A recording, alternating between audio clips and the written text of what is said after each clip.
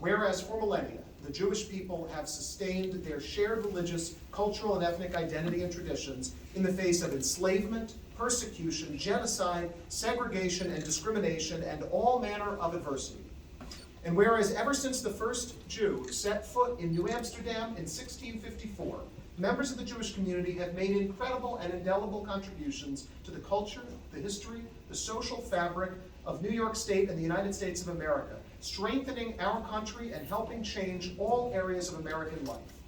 And whereas the belief in the greatness of the American way of life, the freedoms enshrined in American law and jurisprudence, and the opportunities sustained by American democracy drew generations of Jewish immigrants, including my great-grandparents, to America, including Jews fleeing persecution and pogroms in Europe and the Middle East, Holocaust survivors, and Jews trapped behind the Iron Curtain. And whereas this history has encouraged many Jews to become leading proponents and supporters of civil rights movement, marching shoulder to shoulder with Black Americans and others, united in support for equal rights, equal protection under the law, and the recognition and respect of human dignity. And whereas the Jewish community has prominently participated in virtually every civil rights effort in the American experience, fighting against discrimination and bigotry in all of its forms and demanding the equal rights of every member of society.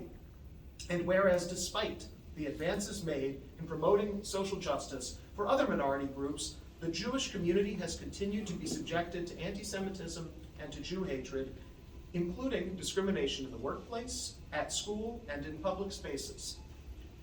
And whereas this anti-Semitism and Jew hatred has manifested in places of work, on campuses, and in society, expressing itself as both discrimination and violence, targeting Jews for their identity, and seeking to deny their shared identity, including their connection to their ancestral homeland.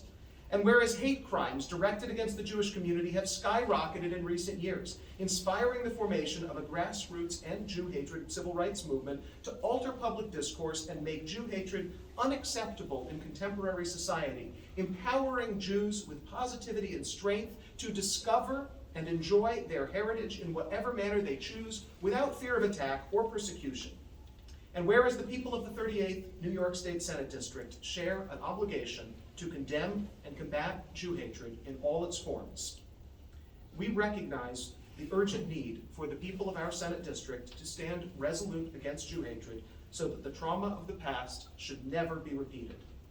And whereas the day after Yom HaShoah is appropriate, both as a reminder of that trauma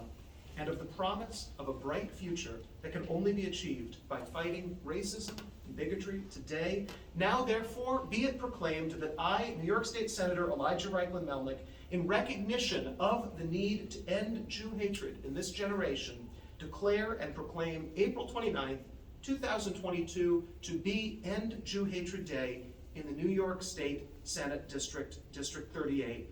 I am proud and honored to present this proclamation to you